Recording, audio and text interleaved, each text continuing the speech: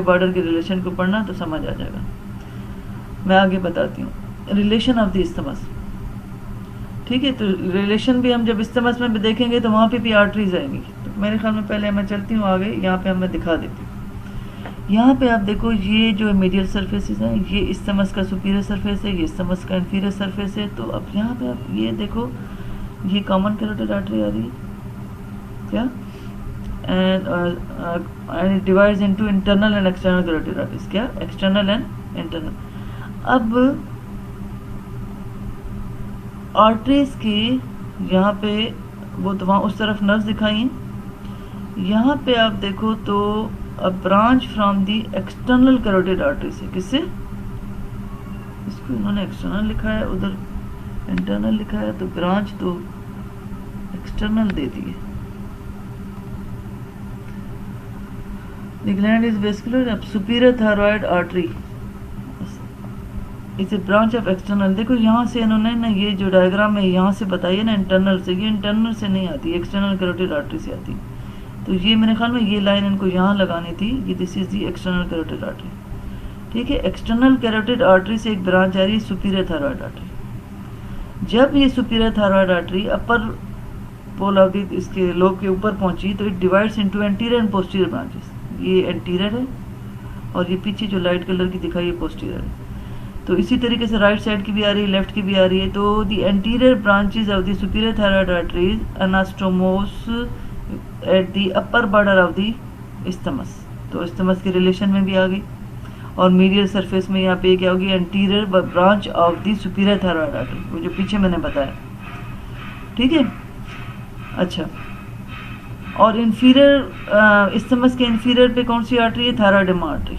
थायराइडेमा artery जो है ये आर्च ऑफ एओर्टा से डायरेक्ट भी अराइज हो सकती है और सब क्लेविन आर्टरी से भी हो सकती है, लेकिन मोस्टली जो है वो मीडियन आर्टरी के तौर पे इधर से आर्च ऑफ एओर्टा से अराइज होकर सीधा inferior part of the isthmus पे आती है। तो inferior part of isthmus is supplied by the thyroidea ima artery और superior part upper part of the isthmus and upper lobe of the thyroid gland are supplied by the anterior branches and posterior branches of the superior thyroid artery.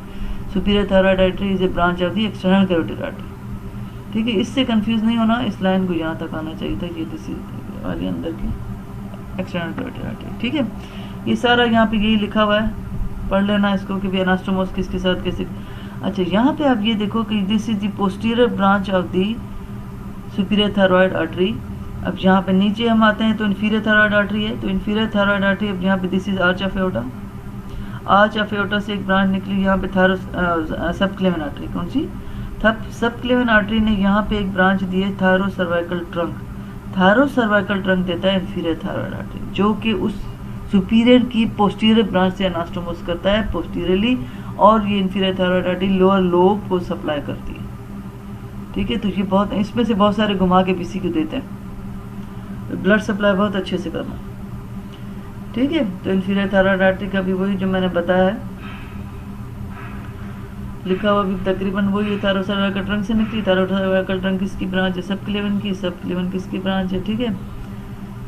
along the medial border of sclerosis anterior and then passes medial। इतना नहीं याद करो, बस इतना याद करो where it ultimately related to the recurrent laryngeal nerve। अच्छा, अब यहाँ पे आप ये देखो, ये अपर बार्ड अपर लोब है और ये लोअर लोब है। अपर लोब के साथ जो नर्व रिलेटेड है this is external laryngeal nerve, और लोअर के साथ कौन सी है, रिकरेंट लैरिंजियल नर्व। तो जब भी आप बीसीक्यू में नोट करो कि अपर लोब की बात है तो एक्सटर्नल लैरिंजियल नर्व इन्वॉल्व है, और लोअर लोब लिख रहा है तो रिकरेंट लैरिंजियल नर्व इन्वॉल्व है। ये मैंने आखिर में बीसीक्यू दिए हैं, ध्यान रखना।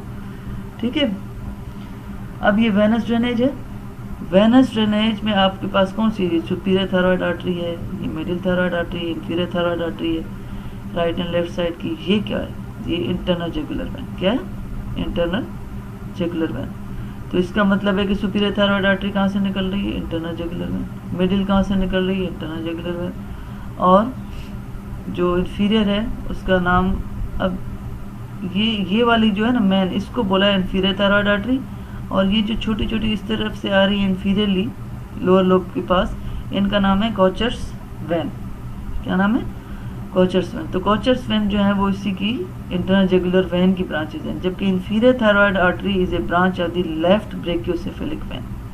लेफ्ट ब्रैकियोसेफेलिक वेन इसकी है, ठीक है। तो ये इस पे भी बीसीक्यू देते हैं क्योंकि सुपीरियर किसकी ब्रांच है और इन्फीरियर किसकी ब्रांच है और कोचर्स वेन क्या है। Sometimes a fourth when, sometimes, ये अक्सर ज़रूरी नहीं कि हर वक्त मौजूद हो। द थायराइड वेन और the of Kocher's emerge between the middle and the inferior thyroid vein drain into the internal jugular vein, ठीक है। तो ये इधर ये सारी ड्रेन कर रही है इंटरनल जुगुलर वेन में, और जो इन्फीरियर थायराइड वेन है वो ड्रेन कर रही है लेफ्ट ब्रैकियोसेफेलिक वेन, ठीक है। फिर आते हैं इसके किसमें, लिम्फ नोड्स पे, लिम्फेटिक्स में। तो अपर ग्रुप है एंड लोअर ग्रुप है। Upper group mainly drain into the prelaryngeal lymph nodes lying in front of the larynx gap, ठीक है। और एंड अपर डीप सर्वाइकल, ये बहुत अहम है, अपर डीप सर्वाइकल जगुलो डायगेस्टिक, क्योंकि डायगेस्टिक मसल यहाँ पे होती है, ठीक है। तो यहाँ पे ये लिम्फ नोड, ये बहुत अहम है, इस पे बीसीक्यू देते हैं।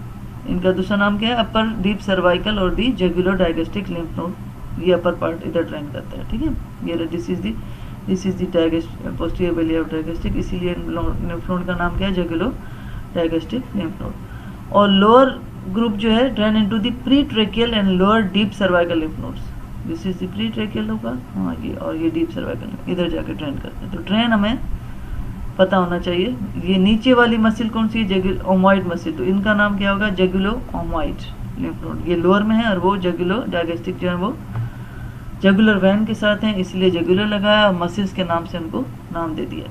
ये इस पे भी बीसीक्यू आता है लाजमी, ठीक है। और वो ये डीप सर्वाइकल एंड ये इसका नहीं लिखते, वो लिखते हैं जगुलो डायगेस्टिक एंड जगुलो ओमॉइड, ठीक है। तो ये होगी लिम्फेटिक ड्रेनेज। फिर नर्व सप्लाई इतनी अहम है नहीं, इसीलिए मैंने इसको इतना लंबा नहीं खींचा है। सिंपैथेटिक एंड पैरासिम्पैथेटिक सप्लाई आती है। सिंपैथेटिक पैरासिम्पैथेटिक तो हमने पढ़ा है, थोरैक्स है और एब्डोमेन है, उसमें वेगस नर्व लगी जाती है and the recurrent laryngeal nerve, ठीक है।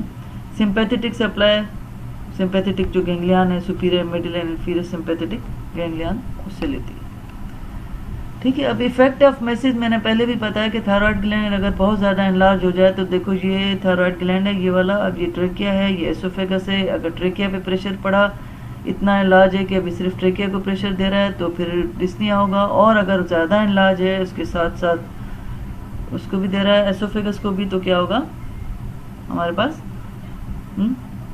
डिस्फेजिया, ठीक है। और ये देखो ये नर्व है रिकरेंट लैरिंजियल नर्व, अगर इस पर प्रेशर पड़ता है तो हॉर्सनेस ऑफ वॉइस हो जाएगा। फिर यहाँ पे मैंने लिखा dysphonia hoarseness of voice recurrent laryngeal nerve से हो रहा है, ठीक है। ये तो कॉमनली पूछा है। अगर अपर में पूछे लोग में हॉर्सनेस ऑफ वॉइस तो फिर एक्सटर्नल लैरिंजियल नर्व, लोअर में होगा तो वो प्रेस होगी रिकरेंट लैरिंजियल नर्व। और अगर अपर एंड लोअर का जिक्र नहीं किया, ऐसे ही पूछा है तो वो आप बताओगे रिकरेंट लैरिंजियल नर्व, ठीक है। ये लिगामेंट ऑफ बेरी, ये क्रिकोइड कार्टिलेज के पास ये जो पीछे मीडियल इसके बॉर्डर से जा रहा है, ये रहा छोटा सा बेरी, लिगामेंट ऑफ बेरी, ठीक है। तो ये इफेक्ट्स होते हैं इसके एनलार्जमेंट से। अब यहाँ पे ये बीसीक्यू है। A 35 years old woman was diagnosed with adenoma of the thyroid gland. This requires excision of the lower pole. बस यहाँ पे ही बात खत्म होगी, लोअर होगा तो रिकरेंट लैरिंजियल नर्व, ठीक है। अच्छा यहाँ पे आप देखो लंप है, anti respect thyroid gland near the mid line, diagnose pyramidal lobe of the thyroid gland. Pyramidal lobe मैंने आपको बताया किसका रेमिनेंट है, थायरोग्लोसल डक्ट का, ठीक है ना। अच्छा, exploration of the trachea at groove at the level of the thyroid gland would be reveal the important structure bilaterally। दोनों साइडों पे कौन सा स्ट्रक्चर है उसका, recurrent laryngeal right and left दोनों होगी ना, हमने यही पढ़ी। Thyroid gland during its development descends in front which of the following. अब डेवलपमेंट मैंने पिछली दफ़ा पढ़ा चुकी हूँ कि भी किस स्ट्रक्चर के सामने से गुजरता हुआ आता है, किससे, ठीक है। तो ये कुछ सवाल तुम लोग जो मैं पढ़ा चुकी हूँ उसके जवाब मुझे बताओ, किस स्ट्रक्चर के थायराइड ग्लैंड की डेवलप, क्योंकि थायरोग्लोसल डक्ट जो है वो किस स्ट्रक्चर के सामने से गुजरती हुई जाती है, ठीक है। Thyroid gland differs from other endocrine gland. हाँ, ये आप लोगों को सर इलियास ने हिस्टोलॉजी में पढ़ाया होगा कि थायराइड ग्लैंड जो है वो अपनी जो T3 T4 बनाता है वो अपने सेल के अंदर स्टोर नहीं करता है, एक्स्ट्रा सेलुलर सिक्रीशन देता है, ठीक है, वहाँ जमा करता है। तो इसका जवाब सी होगा। Where is the inferior thyroid artery should be ligated during the thyroidectomy, away from the gland, gland से, एनीवेयर इन इट्स कोर्स नहीं, distance away from the gland, ठीक है। Following surgery of the upper pole आ गया इधर, तो मैं कहूँगी कौन सी हो गई, एक्सटर्नल लैरिंजियल नर्व, ठीक है। लिगामेंट ऑफ बेरी मैंने अभी आपको बताया कौन से कार्टिलेज के साथ इसको करता है, क्रिकॉइड कार्टिलेज, ठीक।